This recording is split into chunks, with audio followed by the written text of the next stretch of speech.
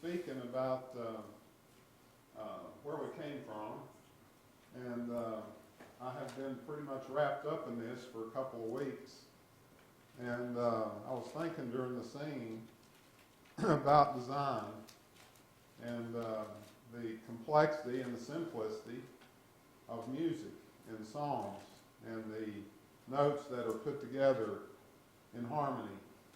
And when Beth was in college, she majored in music. To get into the College of Music, she had to play 38 different scales on the trombone. And honestly, I've never figured out how you play a trombone to start with, but that's why I don't play one. But she had to do 38 different scales, and there's 8 notes in the do, re, mi register, whatever you want to call it. And you take that 38 different combinations of those 8 notes, it becomes infinite in the amount of music that can be created. And the song that Chris led before the prayer is the one that got me to thinking about it. If you heard that song, you would obviously admit somebody put that together. No cow bawled that out, or no bird sang it.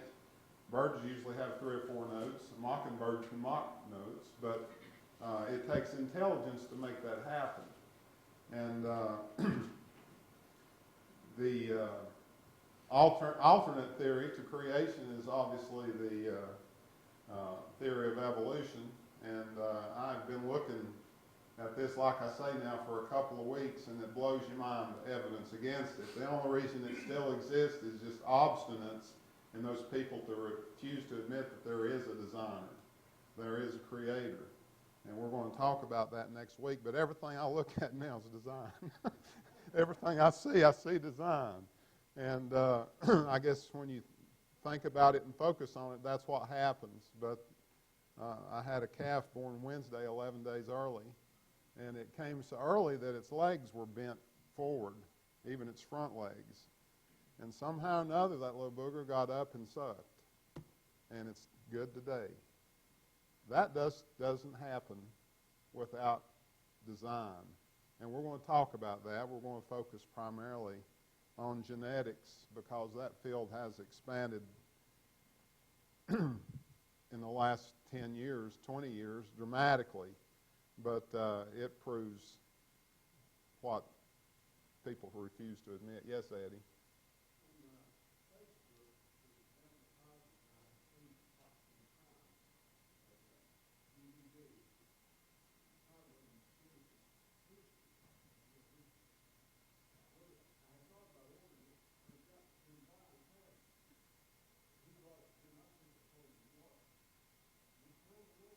I've watched it twice.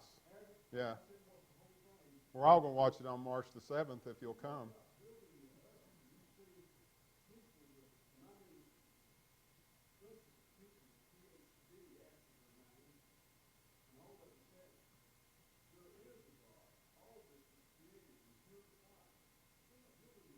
Yeah.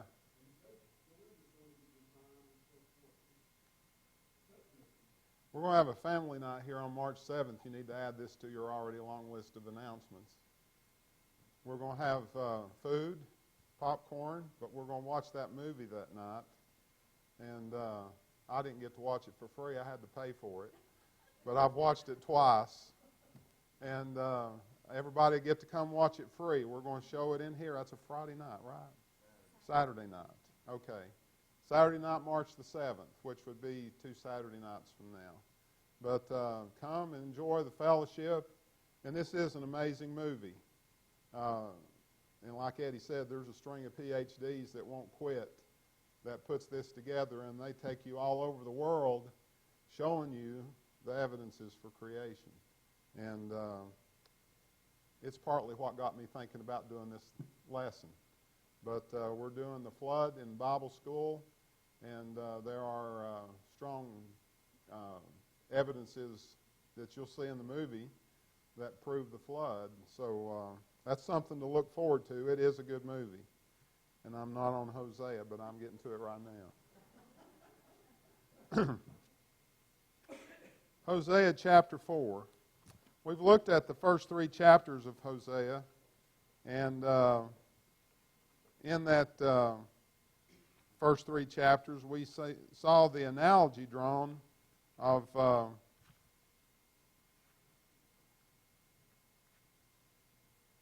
sorry, I was making sure I had the right group of notes.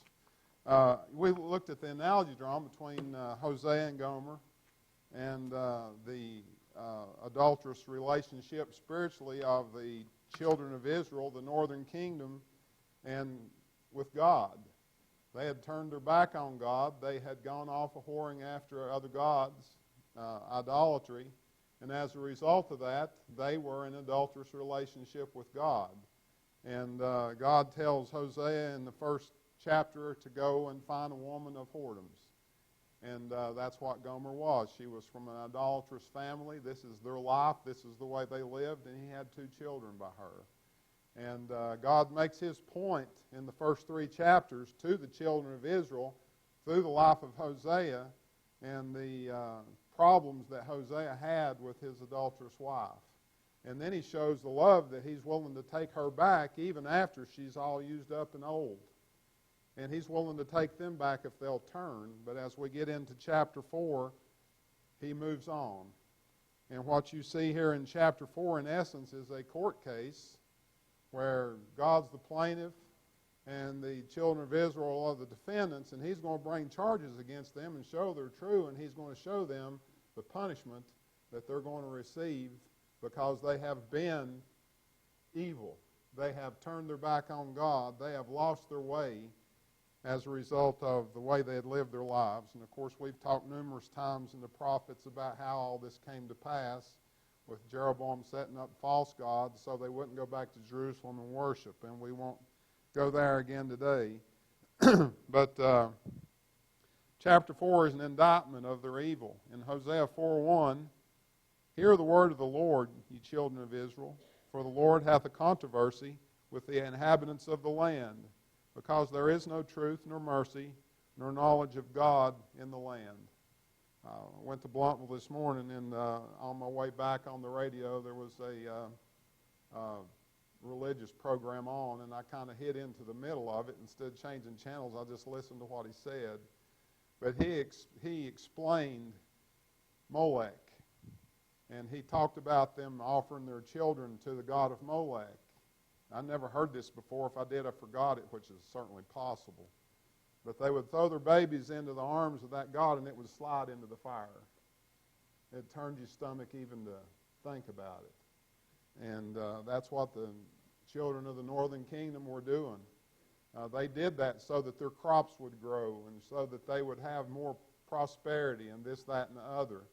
And it turns our stomach, and certainly it turned God's stomach, because they were in absolute defiance and opposition to everything that he tried to get them to do.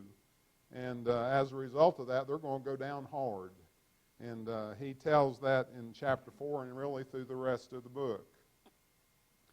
It's believed at this point that Jeroboam II is now dead, since he's not mentioned again. And so God lays out his charges against them. Verse 1 has 3 main charges that summarize their problems. Number 1, there's no truth in the land. Back and read the verse. He says, because there's no truth, nor mercy, nor knowledge of God in the land. There's no truth in the land. They had turned from the word to idol worship and had fallen into all the worldliness that accompanies it. When you look at idolatry and you look at how people conduct their lives when they worship idols, they do pretty much what they want to do and give this idol the credit. And that's certainly what they were doing. They had become so hard and so mean and so evil that they had just become a hardened, coarse people. And they had turned their back on truth, and so they had no way forward. There was no mercy in the land. They had become so selfish and lacked compassion for others, and they lacked reverence for God. You know, if we have reverence for God, and we treat God with the proper respect, and we're obedient to his commands, we're going to have respect for people, right? Because when we respect God, it's expected of God that we respect people. And so we have compassion one for another. But when we decide there is no God and there are no rules and we can do pretty much what we want to do, then it becomes what's right to me, not what's right to you, and I'm going to have my way if I'm stronger than you, whether you like it or not. And that's what the northern kingdom did. We mentioned in the last chapter how the poor literally became practically extinct in the northern kingdom because they killed them to take their goods and just oppressed them to the point that there were no more poor hardly. And that's how hard and tough they had become. Jeremiah 22:16 says, He judged the cause of the poor and needy. Then it was well with him. Was not this to know me, saith the Lord? And then Micah 6:8 says, He hath showed me, O man, what is good, and what doth the Lord require of thee, but to do justly, and to love mercy, and to walk humbly with thy God.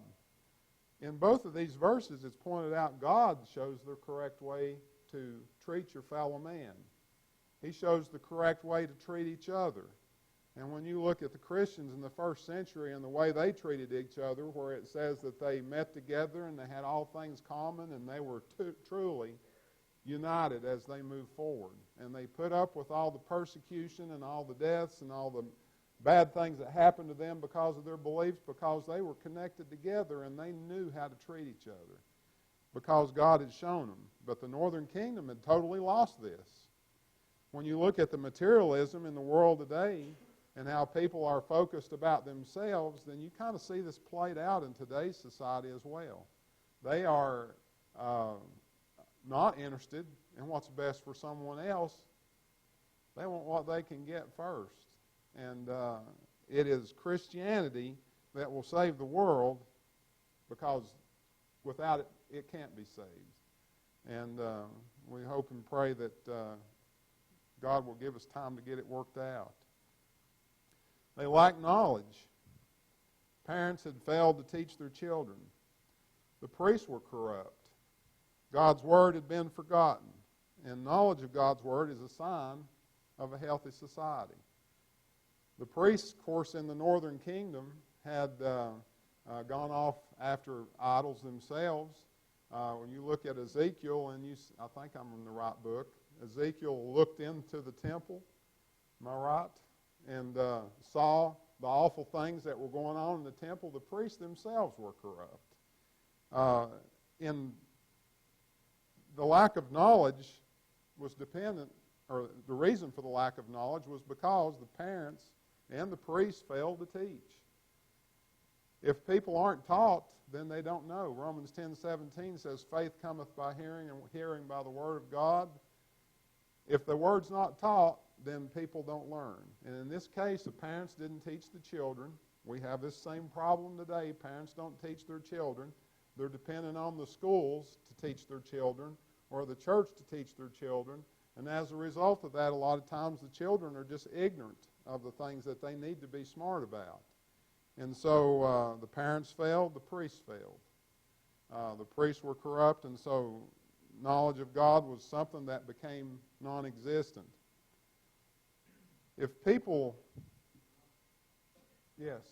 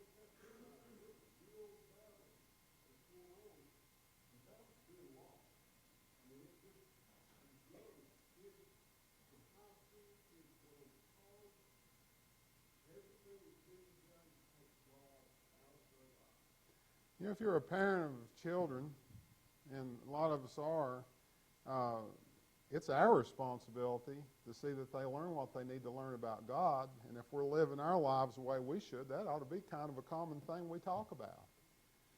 If you go to a restaurant now, though, you'll see a daddy sitting with a daughter or son, and both of them are on their electronic devices, and they're not talking.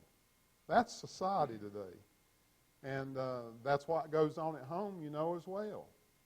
Kim's got students that stay up all night looking at porn on their phone and come to school the next day and can't stay awake because they've been up all night, and mom and dad don't know what's going on or don't care. And that is where we are. Our society is not far from where the Northern Kingdom was. We're just not to the percentage, maybe, that they were, because they were totally gone. And there's a lot of good people, I firmly believe, still in this country. But there is definitely a wake-up call needed. And if you are a parent of a child, don't depend on them getting everything neat about religion here, because we live our lives in service to God and in respect to God. That's something we do at home as well, and that's something they need to see as well. And that way they'll grow up and live their lives the same way. And the Northern Kingdom was where it was because they failed to do that.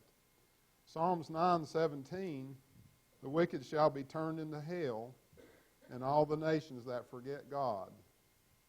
Nations that forget God, that turn their back on God, doom is their future. And it's up to the people that know the truth to tell it. Psalms 33:12 says, "Blessed is the nation whose God is the Lord, and the people whom he hath chosen for his own inheritance."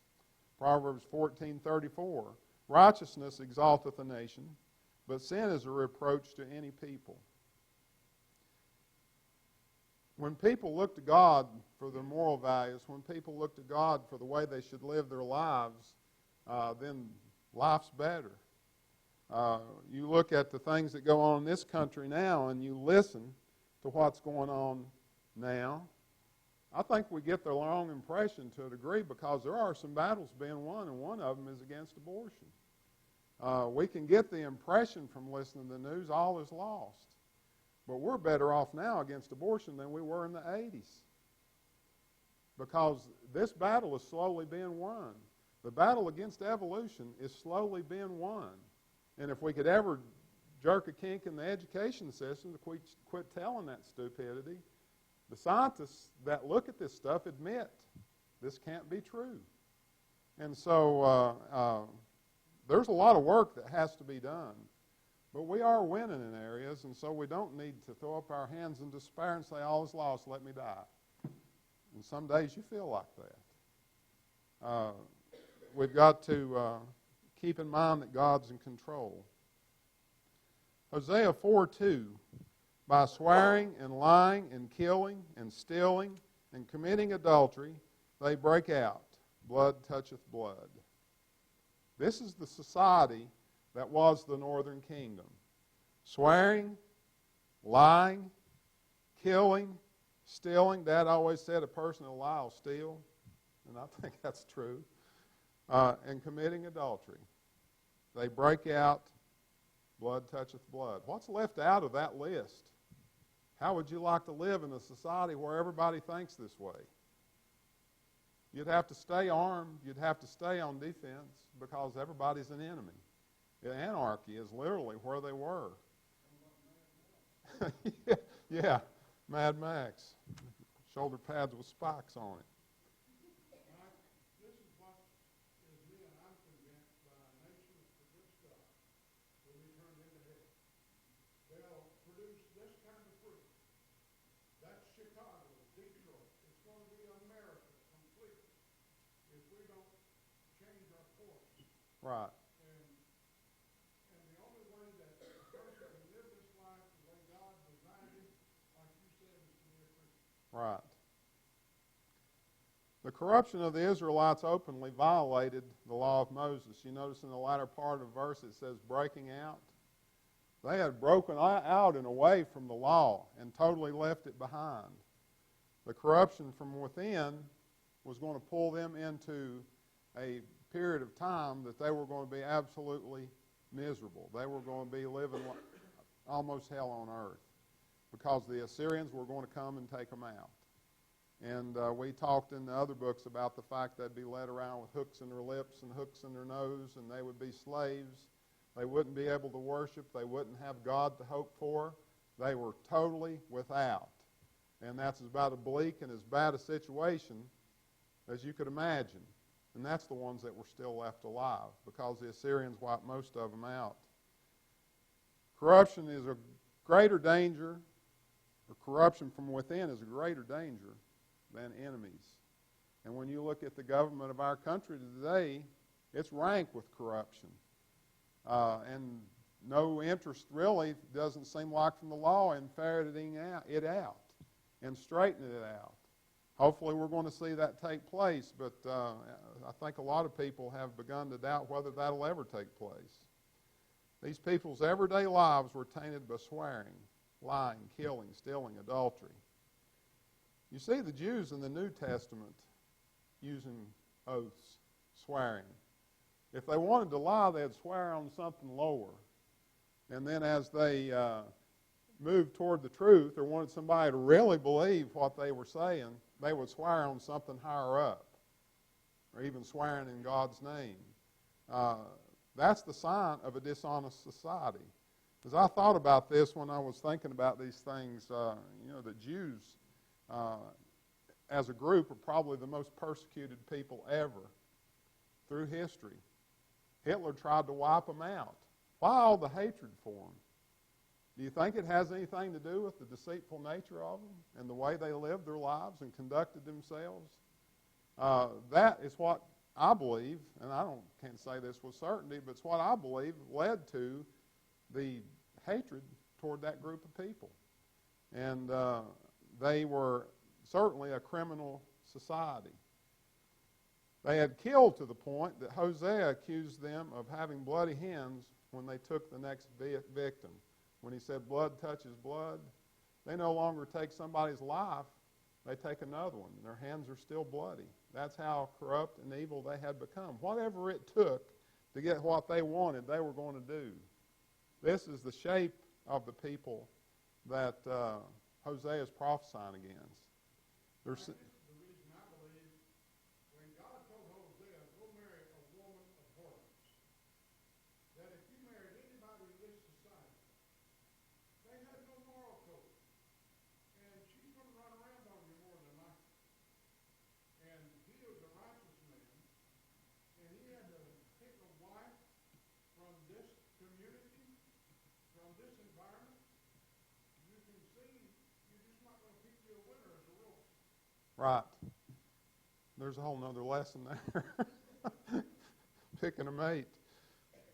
Yes. It's amazing to me that these people, even after they were in captivity and going through all this stuff, there was only very few of them that remained faithful to God.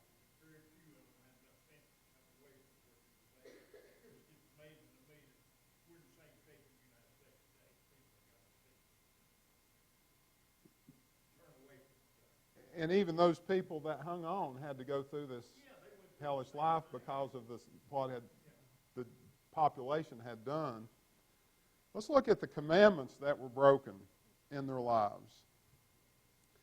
The third commandment, thou shalt not take the name of thy Lord thy God in vain, for the Lord will not hold him guiltless that taketh his name in vain. They were guilty of that.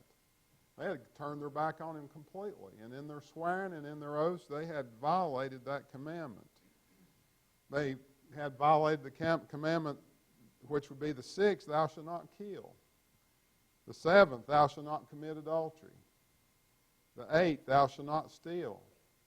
The ninth, thou shalt not bear false witness against thy neighbor. This is the kind of crowd these people were. The sins they had committed broke those commandments. Two of these violations carried the death penalty. In Exodus 21:12, he that smiteth a man, excuse me, so that he die, shall surely be put to death. And so their killing, their murder, was worthy of being put to death themselves. Leviticus 20, verses 10 through 12. And the man that committeth adultery with another man's wife, even he that committeth adultery with his neighbor's wife, the adulterer and the adulteress shall surely be put to death. And the man that lieth with his father's wife hath uncovered his father's nakedness, both of them shall surely be put to death. Their blood shall be upon them. And if a man lie with his daughter-in-law, both of them shall surely be put to death. They have wrought confusion. Their blood shall be upon them. The northern kingdom was guilty of this.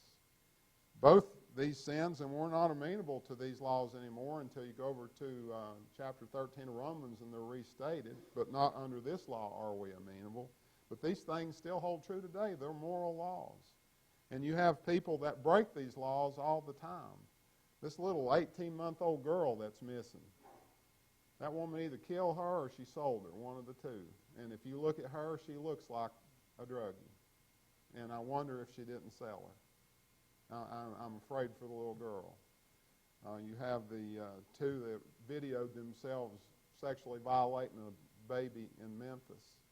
All you got to do is watch the news and you want to throw up, because that's where a segment of our society is. Not all, but a bunch.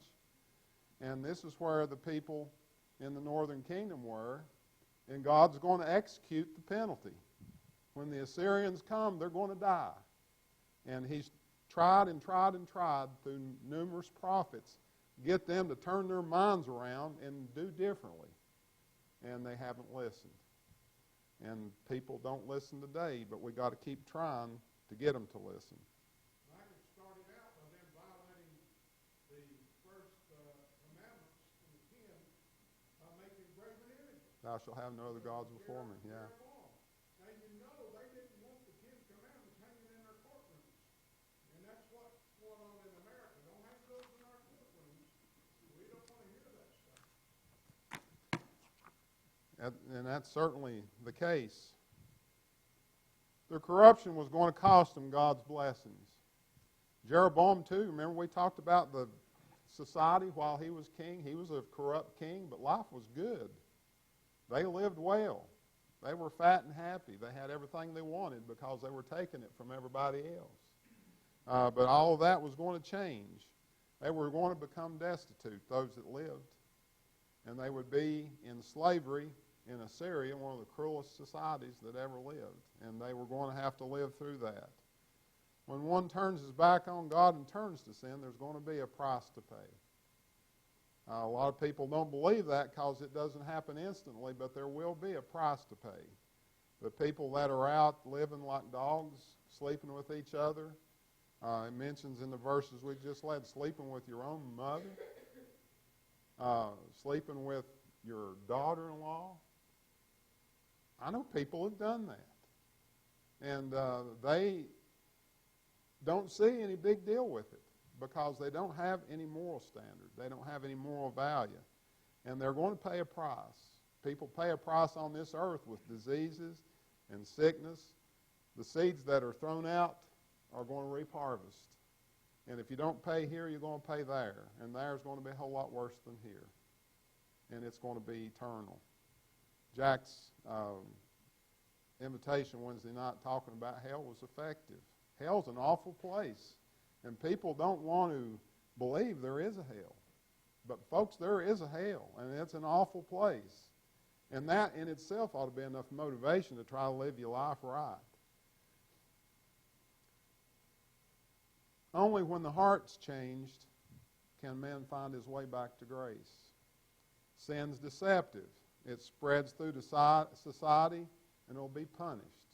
To get someone to turn from that, you've got to turn their heart. You've got to convince them that the way they're living is wrong, it's sinful, it's going to be expensive, and that you need to get your heart right with God. The verse suggests there will be a severe drought. The drought would be costly.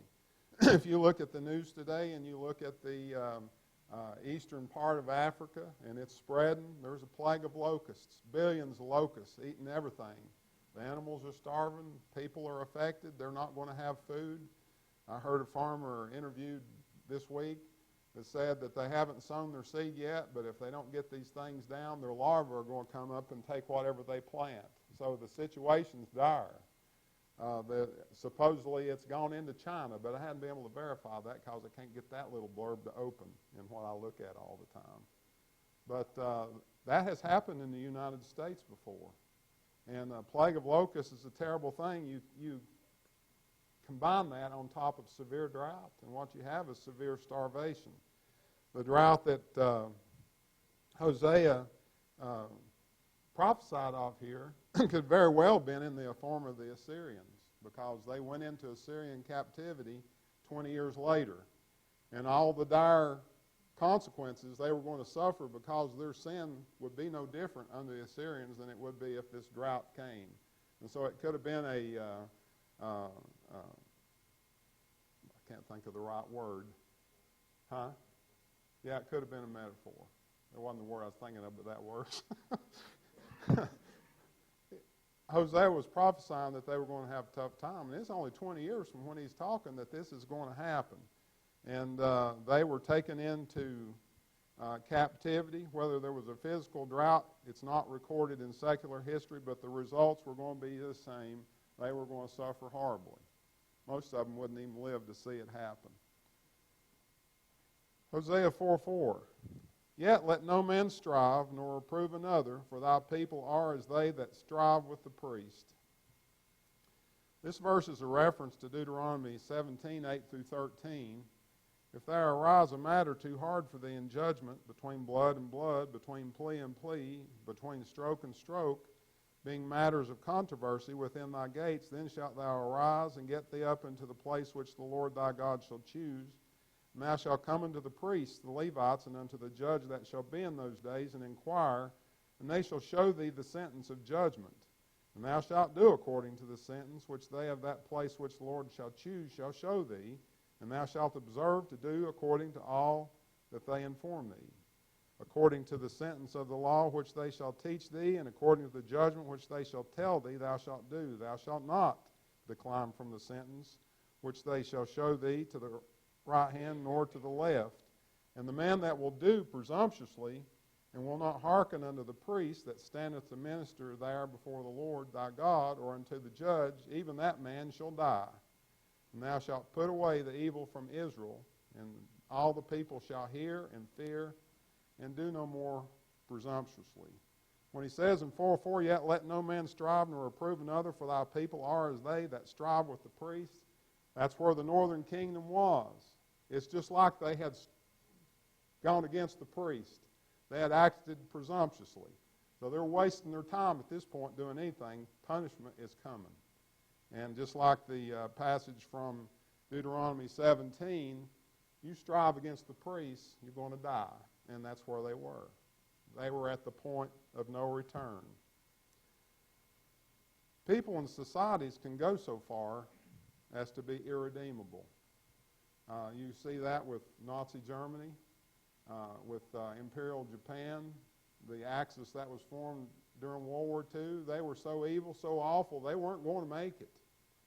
And if you look at the German might during the war, if Hitler had not gone crazy, I don't know where we'd be today. God, I'm firmly convinced, moved to keep Hitler from being able to take, because they were superior to everything we threw against them. God was with America at that point in time, and in the world. 1 Timothy 4:1-4, now the Spirit speaketh expressly, that in the latter times some shall depart from the faith, giving heed to seducing spirits and doctrines of devils, speaking lies and hypocrisy, having their conscience seared with a hot iron, forbidding to marry and commanding to abstain from meats, which God hath created to be received with thanksgiving of them which believe and know the truth. For every creature of God is good, and nothing to be refused, if it be received with thanksgiving. This passage here is showing people whose consciences are seared, they're not fixable anymore. And certainly societies can become that way now. Thanks for your attention.